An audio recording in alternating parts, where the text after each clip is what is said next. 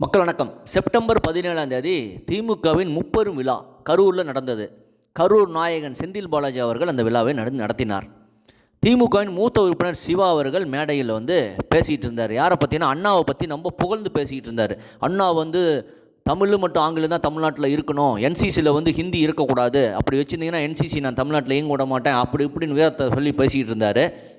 அப்போ பார்த்திங்கன்னா அந்த விழாவை ஆர்கனைஸ் பண்ண கரூர் நாயகன் செந்தில் பாலாஜி அவர்கள் மேடைக்கு வராரு.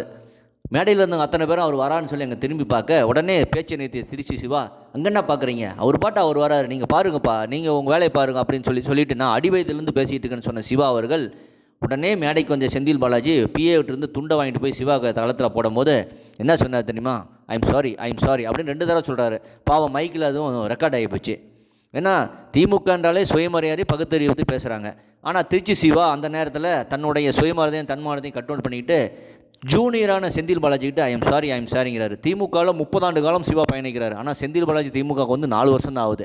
2021 வெற்றி பெற்றது, 2021 ஜாயின் பண்ணுறாரு, வெற்றி பெற்றது மின்சாரத்துறை அமைச்சராகிறார். அதுக்கப்புறம் அவர் ஊழலில் தண்டிக்கப்பட்டார், சிறையில் இருந்தார்.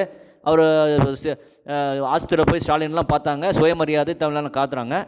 ஆனால் அந்த தலைப்பு என்னன்னு பார்த்தீங்கன்னா 30 விழாவில் தமிழ்நாட்டை தலைகுனிய விட மாட்டேன், திமுக மற்றும் திராவிட மாடல் ஆட்சியான மட்டும்தான் இந்த ஊழல்னால தான் தமிழ்நாடு தலைகுனியுமே ஒழிய என்றுமே உண்மையான தமிழ்நாட்டு மக்களால் தலைகுனியாது என்பது மட்டும் நிச்சயம்.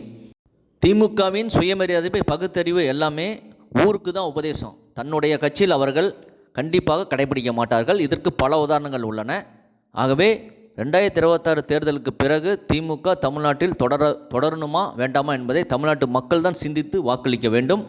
500 ரூபாய் காசுக்கும் குவார்ட்டருக்கும் பிரியாணிக்கும் நீங்கள் ஓட்டு போட்டால் மீண்டும் தமிழ்நாடு இந்த ஊழலில் மிகப்பெரிய சிக்கலில் தள்ளி தமிழ்நாடு படுகொலிகள் செல்லும் என்பது மட்டும் உறுதி.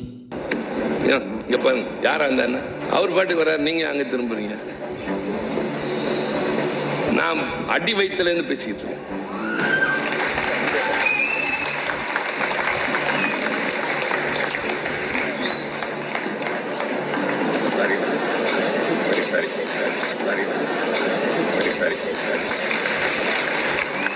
பேசலாமா? அலர்ட் ஆகிட்டீங்களா? இந்த வீடியோவை கமெண்ட் பண்ணுங்கள், சேனலை ப்ளீஸ் சப்ஸ்கிரைப் அண்ட் ஷேர் செய்யுங்க. நன்றி, வணக்கம், ஜெய்ஹிந்த்.